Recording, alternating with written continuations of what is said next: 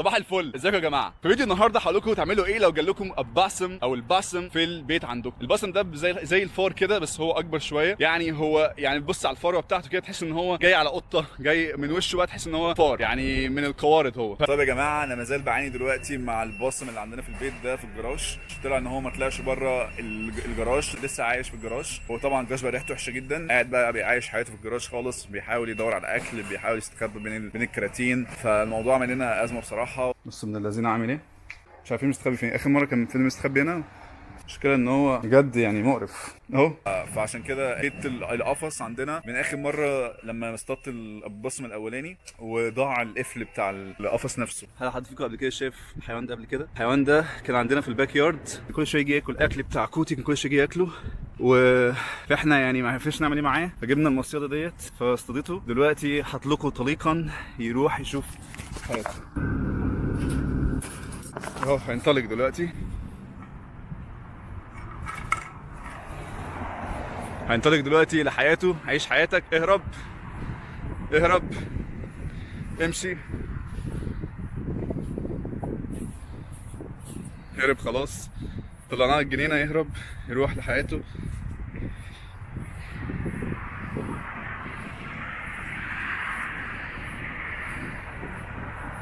ما تجيش تاني عندنا بقى، ها؟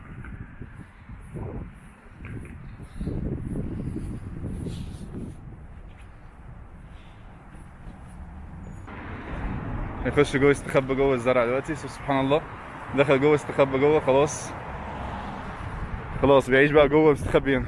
بقى لنا فتره كده كل ما بنحط اكل الكوري بنلاقي كوري ما بتاكلش وبتقعد تتفرج عليه وهو بياكل الاكل بتاعها. كوري هي القطه بتاعتنا. الكلام ده من السنه اللي فاتت يعني. جبنا ساعتها المصيده ديت وقلنا طب دلوقتي تعالوا نجرب ايه نستخدمها. المصيده اهي، تاخد المصيده. فدي المصيده اللي احنا كنا جايبينها. فهو طبعا يعني كان محبوس فيها بقاله يوم من امبارح. حرام كان محبوس، ما عرفناش نعمل ايه بجد يعني. حرام زي ما انتم شايفين كده. المصيده اصلا عايزه كلها ايه تتعقم. طبعا اللي عايش هنا في امريكا هيبقى عارف الموضوع ده، هيبقى عارف موضوع ان انت لو انت عندكم يعني باك يارد هتلاقيه بيجي لكم في الباك يارد بتاعتكم. اسمه اباسم كده. الحيوان ده ما اعتقدش عندناش في الدول العربيه وكده، هو موجود في امريكا هنا. حد فيكم اتعامل معاه قبل كده؟ يعني هو ما بيأذكش، بس المشكله ان هو بيجيب امراض، يعني الواحد لازم يخلي باله. يا بتاع ريحتها كلها مقرف، زي السناجيب وزي الحيوانات كتيره كده هنا موجوده في امريكا. بيعيش في الشارع، حتى الراكون كمان بيبقوا عايشين كده في الشارع، بيستخبوا بين النجيله والاشجار زي ما انتم شفتوا كده، استخبى في النجيله. فجيت النهارده اشتري قفل للكيج نفسه، فبشوف قفل كويس. طبعا انا دلوقتي هنا في هوم ديبو، عايز اجيب قفل يبقى صغير ما يكونش غالي قوي. مش كده اسعار القفال كلها هنا زي ما انتم شايفين كده. ده الوحيد اللي سعره كويس شويه،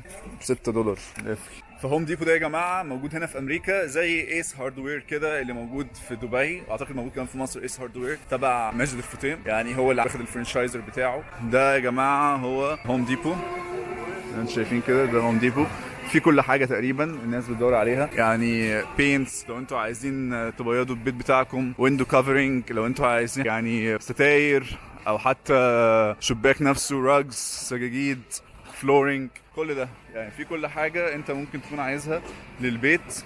مستلزمات البيت كلها موجوده هنا. مراوح، حاجة لو انتوا حاطين مستلزمات كهربائيه، عندكم جنينه وعايزين تظبطوها، كل حاجه بتدوروا عليها من ناحيه تظبيط البيت. حتى في ورد اهو كمان، في زرع كمان لو حد عايز يشتري زرع. وهنا كل حته في ركن الحاجه. يعني هنا مثلا اهو جاردن جريلز، لو انتوا عايزين مثلا عندكم جنينه وعايزين تظبطوها وتجيبوا لها نباتات او تجيبوا لها ورود يعني، او زراعات يعني وكده. نفس الحكايه هنا. لو انتوا عندكم جاردن وعايز تظبطوها، عندكم جريلز مثلا، شوايات. هنا برضو حاجات للجنينه. كل ده ركن الجنينه. ماورز اللي هي العربيات بتقطع الحشائش. وهنا عندنا مسحيق غسيل. فكل ركن فيه حاجه، دي حاجه كويسه جدا. ده طلع $6 وده طلع الاثنين مع بعض $11 تقريبا. فهجيبهم دلوقتي واروح بعد كده اعمل المصيده عشان البصم. هنا حاطين حاجات للفئران، تقتل الفئران، ترابس، مصيده للفئران، موت بول باكيت. هو ده النفتالين، في نفتالين اهو. دي حاجات كلها قاتلة للحشرات والقوارض اللي هم زي الفئران يعني وكده. طيب يا جماعة، دي المصيدة اللي عندنا. المشكلة ان هنا دي القفل ده ما كانش عندنا مقفول. يعني بصوا مفيش قفل، مفيش حاجة تقفل الحتة دي. يعني المفروض تقفل الحتة دي كده. عشان ما تقفل الحتة دي هو بيدخل من هنا، هو بيدخل من المدخل ده، هو بيدخل كده وبعدين يتحبس. دي بتقفل عليه. اول ما يدوس على دي، بس اول ما يدوس عليه هي جامده، بس اول ما يطلع عليها ويدوس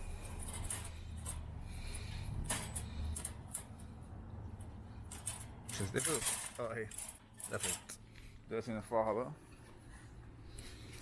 اول حاجه نحط القفل، نحط القفل كده اهو كده، اتقفل خلاص كده، مش هنعرف يفتح. ده بقى خلاص، ده اتقفل خلاص. هيا بنا دلوقتي بقى نحضر المصيدة. نحط دي كده، نرفع دي فوق كده. طيب خلاص المصيدة اتعملت خلاص اهي. حطينا الاكل، دلوقتي هندخلها جوه في الجراج اهو. بصوا هو ده نايم في كيس الزبالة، ولا عامل المنظر ده كده. في المصيدة هي حطيتها له، هنشوف دلوقتي هيحصل ايه. كانز كلها متبهدلة على الارض. فتح الكياس دي اصلا المفروض كلها، الكيس ده كان عامل زي الكيس ده، كان برضو يعني كان مليان حاجات زي ما انتم شايفين كده. الكياس دي اهو.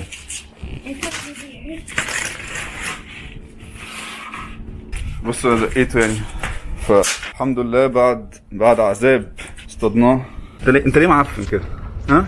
فضلت 3 ايام بحاول نصطاده، ما كانش عايز يدخل خالص في المصيده، ما كانش عايز ياكل خالص الاكل، كان بيبهدل الدنيا، كان عمال يلف في كل حته في الجراج، كل حته مبعترها، موقع الكراتين، مبهدل الدنيا. هو من القوارض اصلا زي الفئران يعني، هو بياكل الفئران وبياكل الحشرات وبياكل الحيوانات الميته، ده بيتغذى على كده يعني. بصوا يا جماعه مات،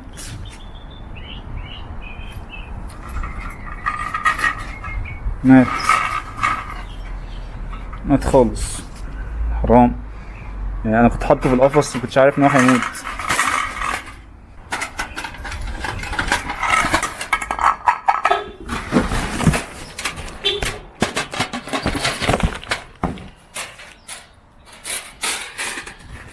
بص مات ازاي، مات ازاي كده، الله يرحمه. انا كنت حابسه في القفص على اساس ان هو مش هيموت، على اساس ان انا هحرره كمان شويه، بس مات. ده حد قتله. انا حطيته في العلبه دلوقتي وهاخده اوديه ارميه في الزباله. رميته في الزباله خلاص، في الكرتونه دي ورميته في الزباله. انا ما كنتش عارف ان هو هيموت والله، انا كنتش عارف انه هيموت. طبعا انا فوجئت اصلا ان هو دخل القفص يعني. انا فضلت سايب له الاكل ده لمده 3 ايام تقريبا، وكان عندنا البازار. انا اصلا يا جماعه فوجئت باللي حصل دوت اصلا يعني. انا ما كنتش خالص عايزه ان هو يموت زي ما انتم شفتوا يا جماعه معايا يعني. الفكره كلها ان انا كنت عايز ان انا بس اصطاده زي ما اصطادته كده، وكان بالنسبه لي الموضوع ان انا خلاص يعني هاخده بعد كده اطلق سراحه بقى في الجنينه كده زي ما عملت قبل كده مع اللي قبله.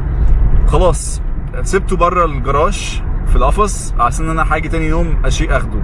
رجعت لقيته ميت، معرفش بقى حد جه اكله، حد جه يعني عضه ولا حاجه، كيوتي ولا حاجه، ممكن يكون ثعلب ولا حاجه جه عضه، معرفش. لقيت شكله، حتى لقيت منظره يعني كانه بيبص لي كده، عينه مفتوحه كده وكانه خلاص بقى صنم يعني. الحشرات بدات تيجي عليه، الدبان بدا يجي عليه، والحشرات بدات تيجي عليه، فقلنا لو فضل هيتحلل بعد كده وهيعمل مشكله يعني. راح اخدته حطيته في كرتونه زي ما انتم شفتوا كده. انا المفروض رايح ارميه بقى باسكت الزباله كبير، فانا برمي الكرتونه في الزباله، راح رميت المفتاح بتاع العربيه في الزباله، فرجعت قعدت ادور على المفتاح في العربيه، قعدت اقلب عليه الدنيا في العربيه ادور على المفتاح، مش لاقي المفتاح. اقول المفتاح فين، مش عارف المفتاح فين. بعد كده قلت اوعى يكون يا علي اللي في بالك، اوعى يكون فعلا رميت المفتاح في الزباله. فرحت لقيت المفتاح في الزباله فعلا، وانا برمي الكرتونه عشان برميها وعايز اخلص منها، فرميت المفتاح معاها في الزباله. الحمد لله لقيت المفتاح يعني. لو كنت لقيتش المفتاح كان هيبقى حوار بقى، تقعد تدور في الزباله بقى وقرف. والحمد لله الواحد لابس جوانتي، فالواحد بيعيش تجارب هنا جميله يعني، ربنا ما يوريكم يعني. والواحد ما كانش عايز يموت بصراحه، بس اهو مات.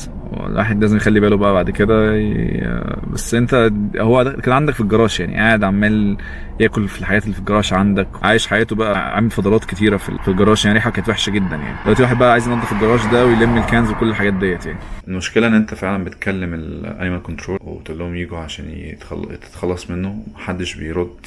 فانت تضطر انت تتصرف بنفسك يعني. فدي حاجه من الحاجات الوحشه في امريكا، ان انت اول حاجه الحيوانات دي انت يعني سهل جدا تتعرض لها، سهل جدا تدخل بيتك، انت كمان في بيت ايجار مش بيتك انت، في حاجات مترتبه على ده يعني، فانت لازم انت تتخلص من الحاجات ديت. وهنا الناس يعني بتكبر دماغها يعني، انت لازم تعتمد على نفسك يعني. فدي حاجه من ضمن الحاجات اللي الواحد بيعيشها في الغربه هنا. قولوا لي انتوا عشتوا تجربه زي كده قبل كده ولا لا؟ ولو حصل معاكم تجربه زي دي بتتصرفوا ازاي؟ عملتوا قبل كده؟